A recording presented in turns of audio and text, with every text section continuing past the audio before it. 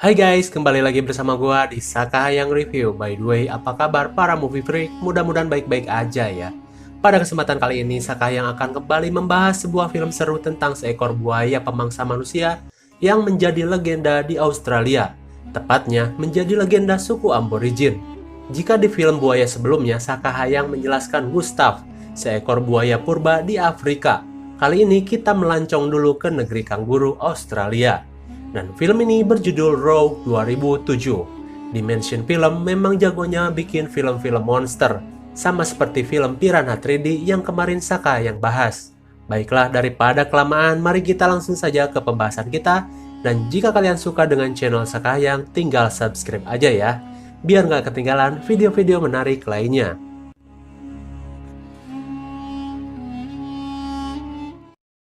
Film ini diawali dengan diperlihatkannya alam yang luar biasa indah. Namun di balik keindahan itu terdapat bahaya yang mengerikan. Diperlihatkan seekor kebo hutan yang merasa kehausan dan ia pun memutuskan untuk minum. Ya iyalah minum. Namun tiba-tiba, awas kaget. Kebo itu pun disambar oleh sesuatu yang berada di dalam air rawa yang tenang dan cukup mengerikan. Bayangkan makhluk macam apa yang mampu menarik kebo segede gaban masuk ke dalam air. Kemudian scene beralih kepada seorang turis laki-laki bernama Pete. Ia ditugaskan perusahaannya untuk mensurvei sebuah tempat wisata air di sungai di daerah itu. Lantas ia pun masuk ke dalam sebuah bar jenggo dan pengen ngopi santuy dulu. Di sela ia sedang memesan kopi, perhatiannya pun teralihkan kepada mading yang memuat berbagai berita. Di sana diperlihatkan berita-berita penangkapan buaya yang ukurannya besar-besar, dan ia juga melihat berita serangan buaya yang juga sering terjadi di daerah itu. Namun ada yang unik, si penjual kopi yang cunihin alias iseng kuli pun malah memasukkan lalat ke dalam kopi pesanan Pete. Entah apa maksudnya, mungkin cuma iseng aja. Pete pun meminum kopi itu dan pergi, namun ia pun menyadari ada jebakan aneh di kopinya dan membuang kopi itu sungguh terlalu. Kemudian scene beralih ke wahana wisata air yang akan Pete tuju. Seorang wanita cantik bernama Kate menjadi supir kapal sekaligus pemandu turis yang akan pergi menyusuri sungai di sana. Semua turis termasuk Pete pun naik ke wahana tersebut untuk melihat kehidupan liar di perairan sungai tersebut. Perjalanan pun dimulai. Terlihat keindahan alam yang menakjubkan meski cuaca panas mendera. Di perjalanan, Kate sambil menjelaskan informasi seputar flora dan fauna di sana. Udah kayak tur IPA aja pokoknya. Dan fokus mereka datang ke sana adalah untuk melihat kehidupan buaya air payau. Kate mengatakan buaya air payau ini paling berbahaya dan tercerdas, menjadi puncak rantai makanan di daerah ini. Mereka bisa tumbuh sampai 5 meter dengan berat 5 ton. Lantas para turis mulai berpikir dan bertanya, apakah kita aman? Kate bilang, tenang saja, kita aman kok di atas kapal ini, karena buaya biasanya tidak akan menyerang benda atau hewan yang lebih besar 2 kali lipat dari tubuhnya. Dengan kata lain, selama buaya tidak lebih besar dari kapal mereka, semua akan baik-baik saja. Hingga ketika mereka sedang asik bercengkrama, datanglah 2 orang reman sungai dengan menggunakan kapal bot kecil. Mereka menggoda para turis dan terkesan tengil. Lelaki itu bernama Neil dan satu temannya yang kurang penting. Hingga akhirnya mereka pun pergi setelah terjadi perdebatan. Sepertinya Kate sudah mengenal Neil dan sudah tahu kebiasaan yang sering Neil lakukan di sungai itu. Singkat waktu, sampailah mereka di penghujung jalur wisata. Dan ketika mereka semua akan pulang, tiba-tiba salah satu turis melihat ada tembakan suar dari arah jalur sungai yang lain. Kate pun melihatnya dan melakukan kontak radio. Namun tidak ada jawaban. Lantas Kate pun berinisiatif untuk mengecek sumber suar itu, meski terjadi sedikit perdebatan antara pulang dan mengecek sumber suar. Di perjalanan, sepertinya mereka mengambil jalur sungai yang berbeda dan jarang dilalui oleh kapal-kapal lain. Di sana mereka pun mendengar suara orang primitif yang sedang melakukan ritual kepercayaan. Juga di tebing terlihat gambar seekor buaya besar. Mereka semua mulai khawatir dan takut hingga sampailah mereka di ujung sungai. Terlihat seperti rawa yang sangat luas dengan tidak adanya aliran air lain selain jalur yang mereka lewati tadi. Dengan keadaan air yang hitam dan penuh rumput, membuat tempat itu semakin mengerikan. Di sana mereka tidak menemukan apapun dan memutuskan untuk kembali saja. Namun tiba-tiba ketika mereka akan berbalik, muncullah bayangan hitam dari dasar sungai yang menabrak kapal mereka dengan sangat keras. Hingga kapal mereka pun bocor. Sebelum kapal itu tenggelam, Kate pun segera mendamparkan kapalnya di gundukan tanah yang berada di tengah-tengah rawa itu. Dan untung saja mereka pun selamat meski kapal mereka harus tenggelam. Mereka pun mulai panik dan Kate berusaha menghubungi kantor lewat radio, namun semua barang elektronik mereka sudah rusak terendam air. Ya, seperti biasa, biar film makin seru. Hingga mereka pun mulai menyadari bahwa makhluk apa yang sudah tega melakukan itu kepada mereka. Maksudnya melihat kapal yang begitu besar, buaya macam apa yang mampu membuat kapal mereka rusak. Mereka semua semakin panik dengan keadaan itu, dan Kate pun terus menenangkan mereka dan berusaha menghubungi kantor dengan radio kecil. Di sana mereka pun menyadari bahwa daratan yang mereka pijak adalah daratan banjir, di mana kapanpun daratan ini akan dibanjiri air jika volume air naik di malam hari. Dan salah satu dari turis itu menyarankan agar kita bisa menyeberang melewati rawa ini menuju daratan seberang. Namun itu sangat berbahaya karena di air terdapat buaya yang mereka sendiri tidak tahu segede gimana. Hingga si bapak yang ngeyel itu dicegah oleh turis lain, namun tiba-tiba ketika satu turis berada di pinggir sungai, sekejap mata ia hilang di lahap buaya yang terlihat ekornya saja sudah gede gitu. Mereka semua semakin panik, apalagi istrinya yang menyadari suaminya sudah dilahap buaya. Beberapa jam mereka menunggu hingga akhirnya si reman sungai bernama Neil pun datang.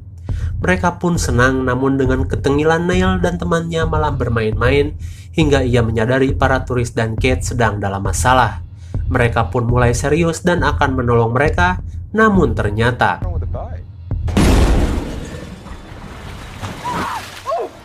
kapal mereka terbalik dan satu temannya dilahap buaya. Neil pun berenang sekuat tenaga menuju pinggiran dan untung saja selamat. Hilanglah kesempatan mereka untuk selamat saat itu. Senja pun mulai menjelang dan hari semakin gelap. Mereka pun mulai berpikir bagaimana caranya bisa menyeberangi rawa tanpa berenang, apalagi ditambah volume air yang mulai naik. Dan Neil pun mempunyai sebuah ide gila untuk menyeberang dan mengikatkan tali untuk menyeberang. Dan mau tidak mau, ia pun harus mengambil resiko dengan masuk ke dalam air untuk mengikatkan tali ke pohon di seberang rawa. Daripada mereka harus menunggu sampai air naik dan semuanya akan terlambat. Neil pun menyeberang dibantu oleh Pete. Ia pun masuk ke dalam air secara perlahan untuk menghindari cipratan air.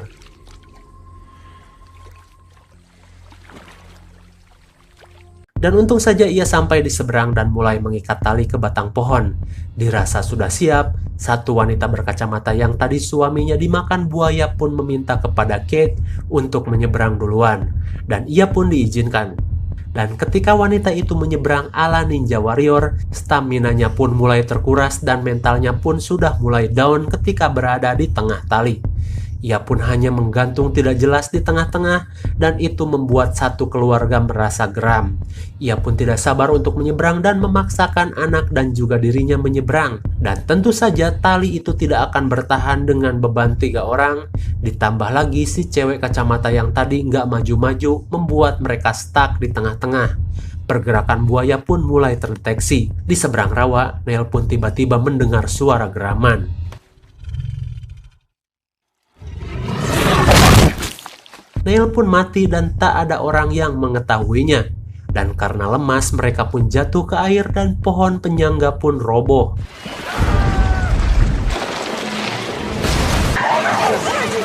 Untung saja mereka berhasil kembali naik ke daratan, namun jalan mereka kini terputus akibat kebodohan 2 orang tadi. Ia pun meminta maaf hingga ketika ia akan ditolong untuk berdiri, tiba-tiba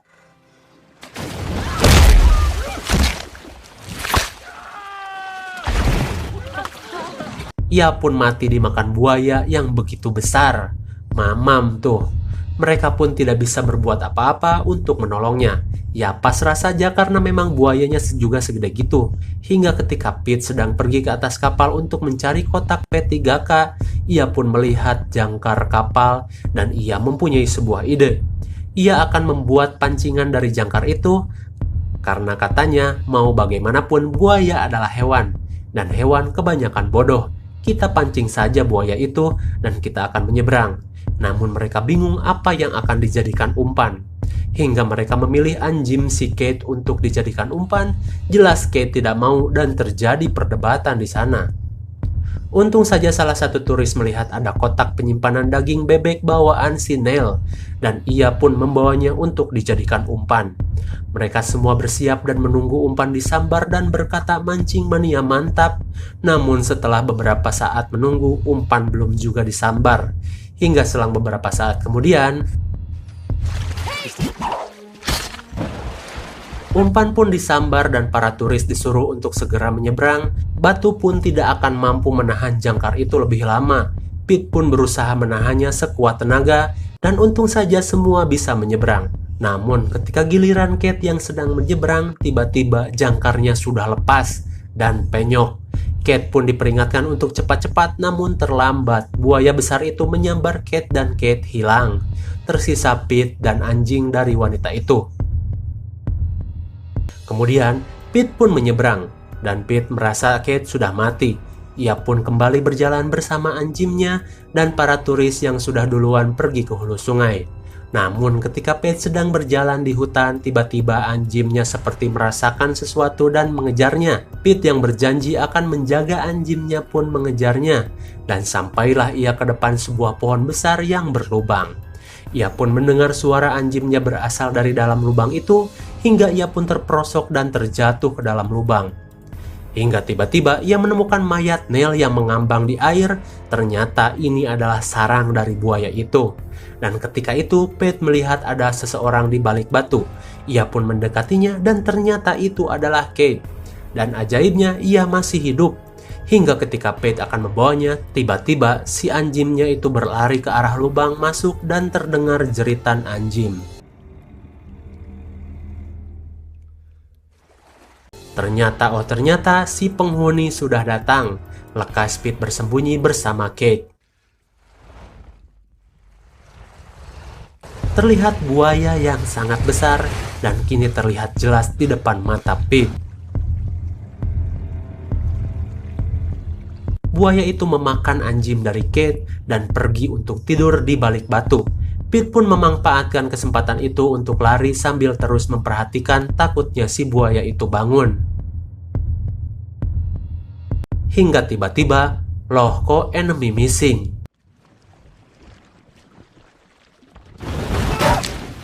Ia pun masuk ke sela-sela batu untuk menghindari serangan buaya itu. Pete pun memutar arah dan mengalihkan perhatian buaya tersebut, dan Pete pun melihat ada sebongkah batang kayu dan mengalihkan perhatiannya terhadap Kate. Ia pun diserang sampai-sampai jari tangannya tergigit dan putus. Hingga pada sebuah momen yang epik ketika buaya itu menyerang lagi, ia pun membawa kayu yang patah dan runcing itu ditombakkan ke arah buaya yang akan menyerangnya.